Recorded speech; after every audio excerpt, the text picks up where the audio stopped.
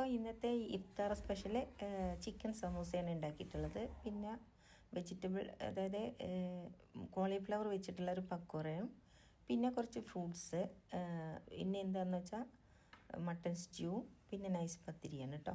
അത് തന്നെ നമുക്കിന്ന് ഗസ്റ്റ് ഉള്ളതുകൊണ്ടാണ്. അല്ലാന്നുണ്ടെങ്കിൽ നമ്മളിങ്ങനെ ഇത്രയും റിച്ച് ആയിട്ടൊന്നും ഉണ്ടാക്കാറില്ല. വളരെ ലൈറ്റായിട്ടുള്ള ഫുഡുകളാണ് കഴിക്കുന്നത്. എന്തെങ്കിലും ഒരു സ്നാക്ക് പേരിന് കുറച്ച് മാത്രം ഉണ്ടാക്കി ഒരെണ്ണം ഒക്കെ ഉണ്ടാക്കത്തുള്ളൂ. പിന്നെ മെയിൻ കോഴ്സായിട്ടുള്ള എന്തെങ്കിലും പത്തിരിയോ ഒരു കറിയോ പുട്ടോ അല്ലെങ്കിൽ ദോശയോ അങ്ങനെ എന്തെങ്കിലുമോ ഉണ്ടാക്കാറുള്ളൂ കേട്ടോ. ഇന്നിപ്പോൾ നമുക്ക് ഗസ്റ്റ് ഉണ്ട്, എന്നാലും വലിയ ആർഭാടമൊന്നും അല്ല, ഒരു മിതമായ രീതിയിൽ. പിന്നെ നോർമലി നമ്മൾ ഉണ്ടാക്കുന്ന പോലെ തരിക്കഞ്ഞിയോ ജ്യൂസോ ഒന്നും ഉണ്ടാക്കാറില്ല കേട്ടോ.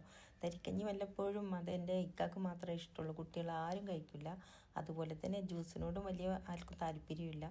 അതുകൊണ്ടാണ് പിന്നെ ഇതിൻ്റെ കൂടെ ഞങ്ങൾ കട്ടൻ ചായ അല്ലെങ്കിൽ പാൽ ചായ മാത്രമാണ് കൂട്ടിയിട്ട് കഴിക്കാറ്.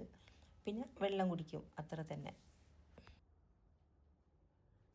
പിന്നെ ശരിക്കും നമ്മൾ ഫാസ്റ്റ് ചെയ്യുന്നതിൻ്റെ ഒരു ഗുണം എന്ന് വെച്ചാൽ നമ്മുടെ വയറൊക്കെ ഒന്ന് ശുദ്ധിയാക്കുന്നത് കൊണ്ടും ഉള്ള ഒരു കുറേ ഹെവി ഫുഡ് കഴിക്കാതിരിക്കുന്നതായിരിക്കും ഏറ്റവും നല്ലത്.